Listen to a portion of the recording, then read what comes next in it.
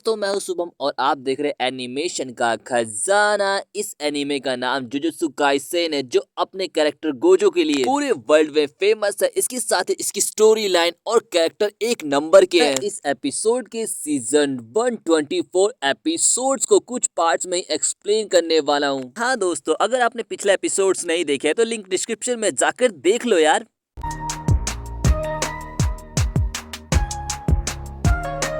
Episode की शुरुआत में गोजो बताता है कि इस गेम में किसी को नुकसान नहीं पहुंचाना और हो सके तो साथ मिलकर काम करना। तुम्हें बस दोनों टीमों को शापित शक्ति को ढूंढना है और उन्हें खत्म करना है। यूजी की टीम को एक शापित शक्ति दिखती है लेकिन वहां पर टोडो पहुंच जाता है। टोडो को देखते ही उस पर यूजी टूट पड़ता और यही प्लान होता है। छोटा सा फ्लैशबैक दिखाया जाता है जिसमें माई बोलती है कि टोडो अकेले ही है जो सभी को हरा सकता है, तो हमें टोडो को यूजी से लड़ाना होगा। बस तुम्हें उसे कुछ वक्त के लिए रोके रखना है। फिर हमें टोडो को दिखाया जाता है। टोडो प्रेजेंट टाइम में यूजी को पीटते हुए पूछता, तो बताओ यूजी तुम्हें किस तरीके की लड़कियां पसंद है? जिस पर यूजी कुछ देर सोचने के बाद बोलता, मुझे सनी लियोन जैसी लड़कियां पसंद है। जिस पर टोडो को लगता है मानो जैसे मेले में बिछड़ा भाई वापस मिल गया। यहाँ पर टोडो इमोशनल हो ही रहा होता तभी टोडो की टीम यूजी पर हमला कर देती है, पर यूजी उनके हमलों से तेजी से बचने लगता है। मेगा मारू यूजी पर अपना फाइनल अटैक करने वाला होता तभी वहाँ पे टोडो पहुंच जाता। टोडो बोलता है मेरे बेस्ट फ्रेंड से दूर रहो। कामू बोलता है यूजी को खत्म कर देना टोडो, जिस पर टोडो बोलता है वो तो देखा जाएगा। और कामू तेजी से अपनी टीम के साथ आगे बढ़ने लगता है लेकिन तभी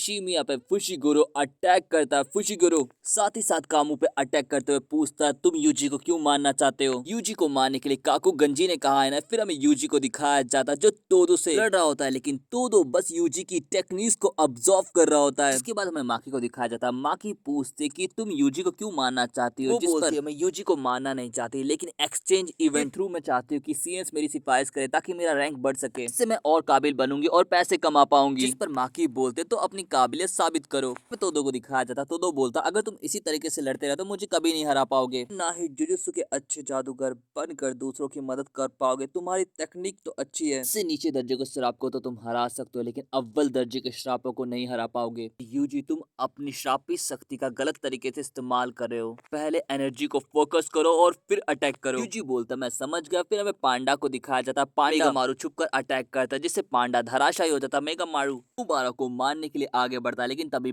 पांडा उठ खड़ा होता है और मेगा मारू पर अटैक करता है। मेगा मारू बोलता उससे बच गए पर इससे नहीं बचोगे। मेगा मारू का अटैक जैसे ही पांडा को लगता है वो फ्लैशबैक में पहुंच जाता है जब उससे प्रिंसिपल ने बनाया था और ट्रेन किया था। यहाँ पर पांडा प्रेजेंट टाइम में मेगा मारू पर अटैक करते हुए बोलता तुम एक कठपुतली हो। तो मुझे लगा था कि तुम मेरे जैसे हो पर नहीं। जिस पर मेगा मारू बोलता तुमने ठीक कहा, वो सिर्फ मेरी कठपुतली है। मेरे शरीर हाथ और पैर गायब था लेकिन मुझे ये काबिलियत मिली। मुझे ये काबिलियत नहीं बल्कि अपना पूरा शरीर चाहिए था। और वो पांडा पे अटैक करता है। पांडा एक बार फिर से नए रूप में उठ खड़ा होता है। फिर से हमें फ्लैशबैक दिखाया जाता है जिस पर प्रिंसिपल बताते कि तुम्हारे अंदर तुम्हारे भाई और बहन एक साथ तुम्हारे शरीर में रहते हैं। फिर हमें पांडा को दिखाया जाता है। पांडा बोलता है मेरे 3 कोर हैं। मेगा मारू पहले ही मेरे 2 कोर खत्म कर चुका है तो मुझे अब गोरिल्ला कोर का इस्तेमाल करके मेगा मारू को हराना होगा। और वो अपनी पूरी पावर से अटैक करता है और मेगा मारू को हरा देता है। पांडा मेगा मारू को हराने के बाद बोलता है चाहो तो मैं तुम्हारी मदद कर सकता हूँ, तुम्हें वो जरूर मिलेगा जो तुम्हें चाहिए। जिस पर मेगा मारू बोलता है मैं एक दिन सबके साथ रहना चाहता हूँ। फिर हमें माकी को दिखाया जाता जो अपने ओपोनेंट को अच्छी टक्कर दे रही होती है। यहाँ पर ओपोनेंट जब हारने लगता है तो अपना बेस्ट अटैक माकी पे करता है लेकिन माकी इससे पहले कि वो अपना जादू कंप्लीट कर पाती, माकी उसका ध्यान भटका देती है और अटैक करके तलवार छीन लेती है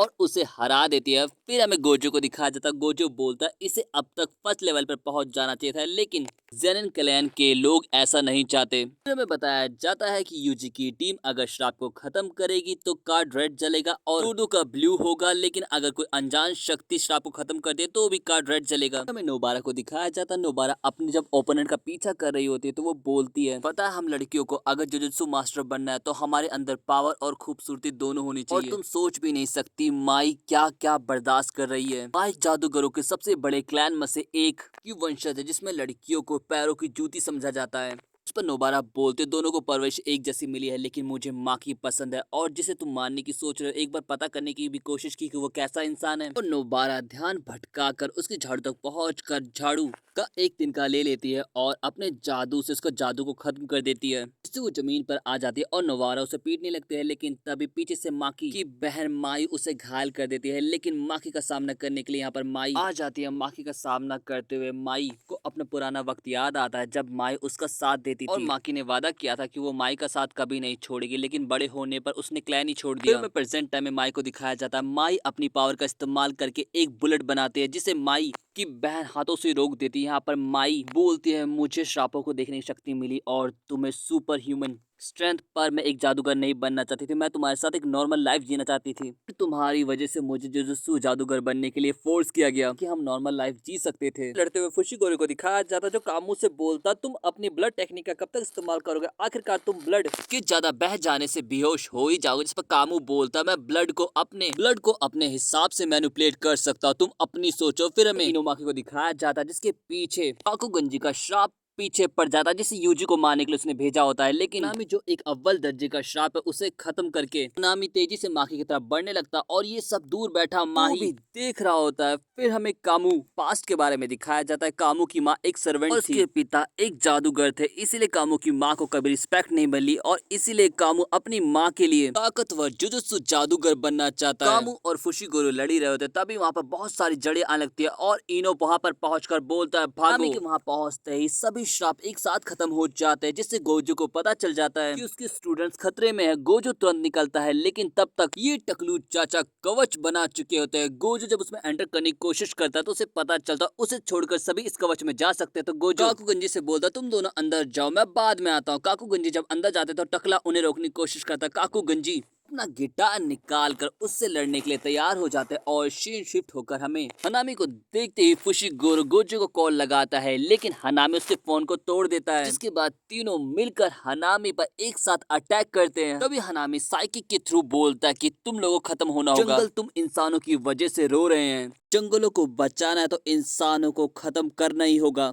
और दोस्तों, इसके साथ ही ये एपिसोड यहीं पे खत्म हो जाता है। आपको एपिसोड कैसा लगा जरूर बता। अगर वीडियो अच्छी लगी हो तो वीडियो को लाइक कर दे और चैनल को सब्सक्राइब कर दे। अगर आप चाहते हैं कि मैं इसकी और वीडियोस बनाऊं तो कमेंट में बस छोटा सा यस लिख दे। सो मिलते हैं नेक्स्ट वीडियो में। Thanks for watching and sayonara.